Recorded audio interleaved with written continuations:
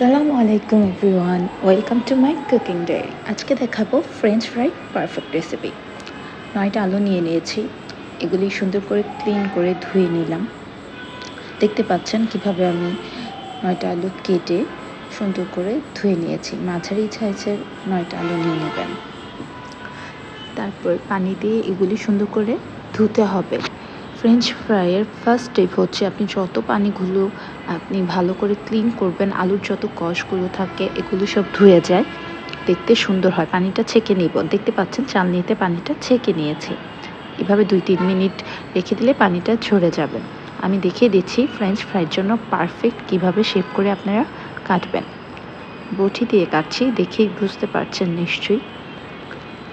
আমি দ্রুত দেখাচ্ছি, এভাবে চিকন চিকন করে স্লাইস করে কেটে নিব। তারপর মরিচের গুঁড়ো 2 টেবিল চামচ, আমি যা যা মশলা অ্যাড করার দরকার ম্যাগি মশলা দিয়েছি, লবণ দিয়েছি, সামান্য ঝাঁক গেলাম।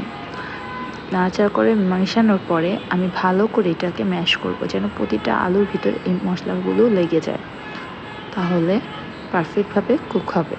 তারপর আমি কিছু কর্নফ্লাওয়ার দিয়ে দিলাম, সাথে একটু আটাও দিয়েছি যেন ক্রিস্পি হয়। বাসায় খুব সহজেই এভাবে আপনার মুচমুচে তৈরি করে ফেলতে পারবেন। যখন এগুলি পুরো মাখানো হয়ে যাবে, ভালো করে দেখতে পাচ্ছেন মাখিয়ে নিয়েছি। তেল গরম হলে আপনার এটার ভিতর অল্প অল্প করে দিয়ে দেবে। যেহেতু আমি চিকন করে স্লাইস করেছি হোমমেডের জন্য, এভাবেই আপনারা দিয়ে দেবেন। ভিডিওতে দেখতে পাচ্ছেন যে আমি তেল দিয়েছি। বেশি তেলটা ডুবেও দেওয়া যাবে না, আবার বেশি কমও দেওয়া যাবে না। আলুটা সিদ্ধ হতে হবে, মনে রাখতে হবে ফ্রেঞ্চ ফ্রাই যেমন সিদ্ধ হতে হবে তেমন মুচমুচে হতে হবে, দুটোই আমাদের পারফেক্ট লাগবে। দেখতে পাচ্ছেন কিভাবে আমরা খুব সহজেই আলুগুলো চিকন করে স্লাইস করে কেটে এটার ভিতর গরম তেলে দিয়ে দিয়েছি।